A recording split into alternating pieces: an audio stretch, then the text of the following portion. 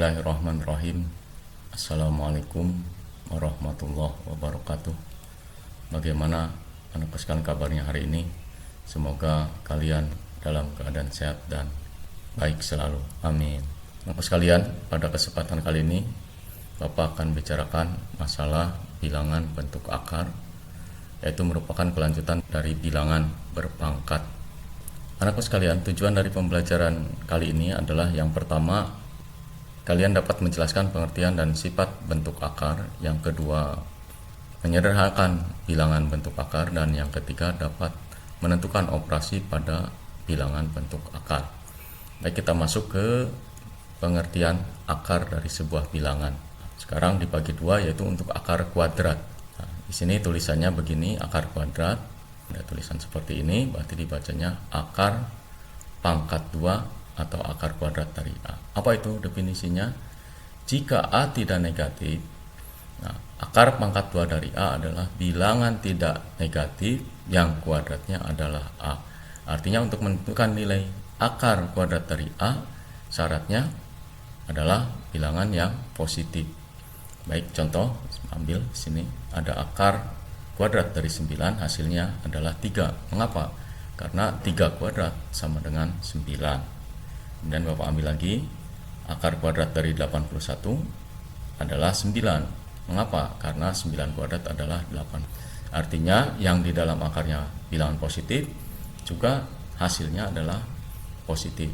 Nah, sekarang yang jadi masalah, apakah min 6 juga merupakan nilai dari akar kuadrat dari 36? Nah, padahal kita tahu bahwa min 6 kuadrat adalah 36. Nah, nilai dari akar 36 tidak sama negatif 6. Tidak sama dengan negatif 6. Mengapa? Nah, karena dicarinya adalah bilangan positif. Sehingga akar 36 itu sama dengan 6. Karena nilai akar dari suatu bilangan positif harus selalu positif. Jadi kesimpulannya, di dalam akar kuadrat tidak boleh ada tanda negatif baik yang diakarkan maupun hasilnya. Kita lanjut, yaitu tentang akar pangkat N. Artinya, baik aku sekalian, ini ada pengertian. Yang pertama, jika A tidak negatif, maka akar pangkat N dari A itu sama dengan B. Jika dan hanya jika B pangkat N sama dengan A dan B-nya tidak negatif. Artinya A-nya positif, B-nya juga harus positif, dimana nanti N-nya ya lebih dari 2, bisa 3, 4, 5 dan seterusnya. Berikutnya, yang kedua, jika A negatif dan N-nya ganjil, jadi ini harus dua-duanya, A-nya negatif, N-nya juga harus ganjil. Maka akar pangkat N dari A sama dengan B hanya jika B pangkat N sama dengan A. Artinya nanti B-nya bisa negatif untuk N-nya ganjil. Baik, kita masuk ke contoh maksudnya.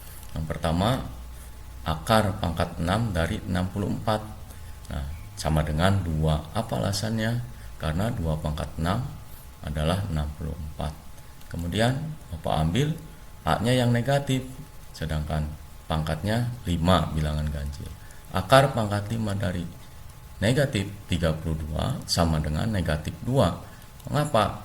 Karena negatif 2 pangkat 5 adalah negatif 32. Pernyataan yang benar.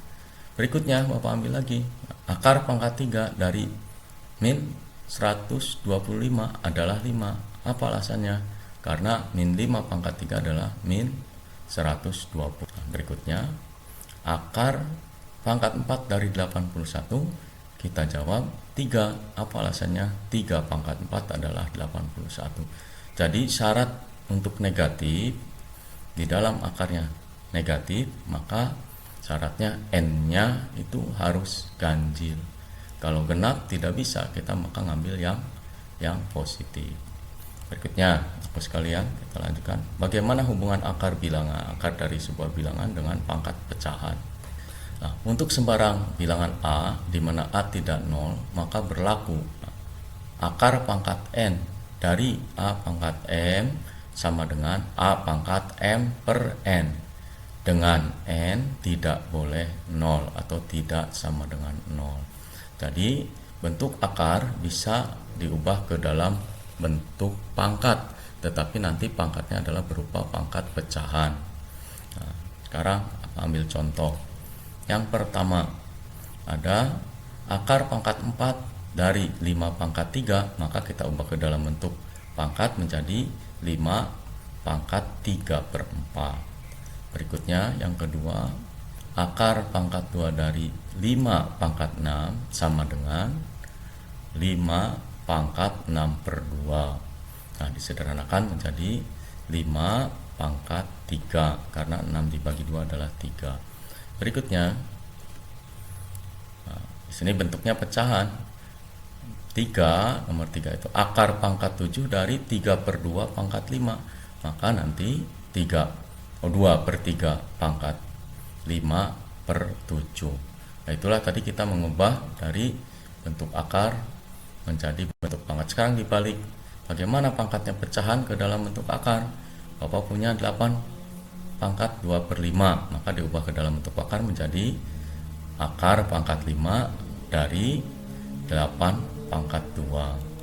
Berikutnya ada min 3 pangkat 4/7, maka sama dengan akar pangkat 7 dari min 3 pangkat 4.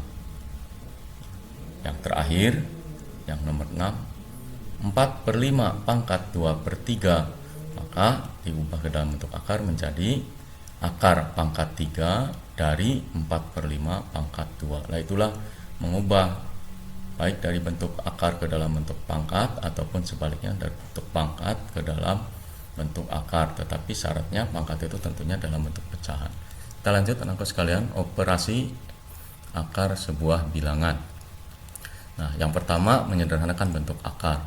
Nah, bagaimana cara menyederhanakan bentuk akar? Jika kita punya bilangan akar pangkat n dari a, nah, jika a-nya dapat difaktorkan, nah, jadi nanti kita mencarikan faktor dari a yaitu p dan q, sehingga akar pangkat n p kali q, dengan p atau q merupakan bilangan pangkat dari n. Jadi nanti mencari salah satunya p atau q, yaitu bilangannya pangkat dari n. Jadi mencari bilangan yang dipangkatkannya sesuai dengan pangkat n. Maka akar pangkat n dari a dapat disederhanakan. Baik, kita masuk ke contoh supaya kalian lebih jelas. Nah, Bapak ambil misalkan ada 50. Nah, kita mencari faktor dari 50, di mana faktornya adalah merupakan bilangan kuadrat sempurna. Nah, merupakan bilangan kuadrat sempurna dari 50, yaitu hasilnya adalah 25 kali 2. Mengapa 25? Karena 25 adalah kuadrat sempurna. Kalau akar dari 25 adalah 5, maka kita bisa dengan menggunakan sifat perkalian, kita bisa akar 25 kali akar 2, sehingga akar 25 adalah 5 akar 2. Ini hasil akhirnya. Berikutnya ambil 48. 48 kuadrat sempurnanya adalah 16 kali 3. Nah, kita bisa, berarti sama dengan akar 16 kali akar 3, sama dengan 4 akar 3. Nah, berikutnya akar pangkat 2 dari 125. Nah, berarti 125 itu adalah 25 kali 5.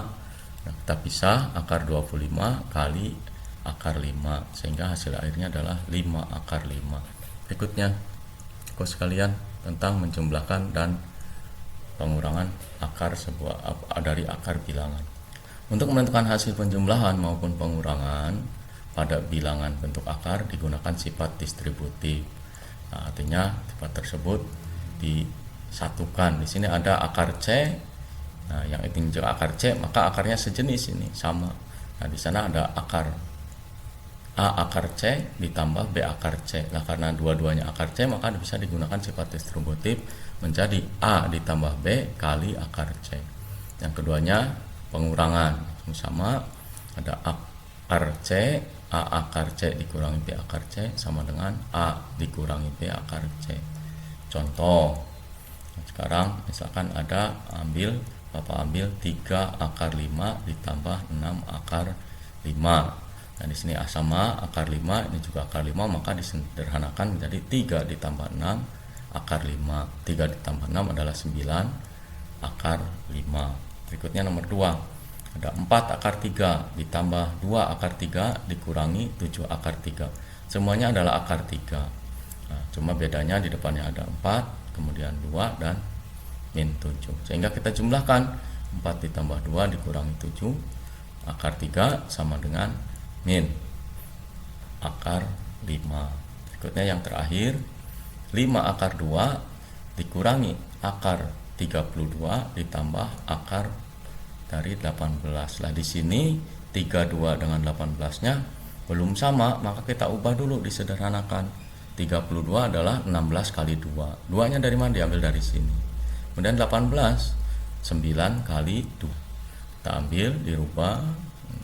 Berarti 5 akar 2 dikurangi tadi 16 kali 2 dikurangi akar 9 kali 2. Nah, kita pisahkan, berarti 5 akar 2 dikurangi akar 16 adalah 4, berarti menjadi 4 akar 2, dan akar 9 adalah 3, berarti ditambah 3 akar 2.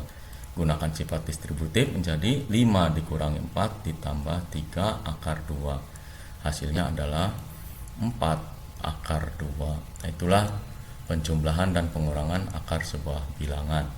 Nah, berikutnya kita masuk ke operasi perkalian dan pembagian akar bilangan. Jika A dan B sembarang bilangan bulat dengan A dan B lebih dari atau sama dengan 0, maka berlaku. Nah, kita kalikan di sini akar A kali akar B, maka kita satukan akarnya. Jadi akar dari A kali B. Begitu juga pembagian. Akar A dibagi akar B, maka akarnya cuma 1, yaitu akar dari A per B. Jadi sifatnya yang tadinya misah disatukan. Nah, sekarang contoh. Ada nomor 1 adalah 2 akar 3 kali akar 15. Maka menjadi 2 kali akar 3 kali 15. 3 kali 15 adalah 45. Sehingga 2 akar 40. Sama dengan 45 kita ubah menjadi 9 kali 5. Sehingga menjadi 2 kali 3 akar 5. 2 kali 3 adalah 6 akar 5. Berikutnya yang kedua, akar 240 dibagi akar 5, maka kita satukan akarnya. Nah, menjadi akar dari 240 dibagi 5. Dan 240 dibagi 5 adalah akar dari 48, kemudian disederhanakan. 48 itu adalah 16 kali 3, yaitu menjadi 4 akar 3.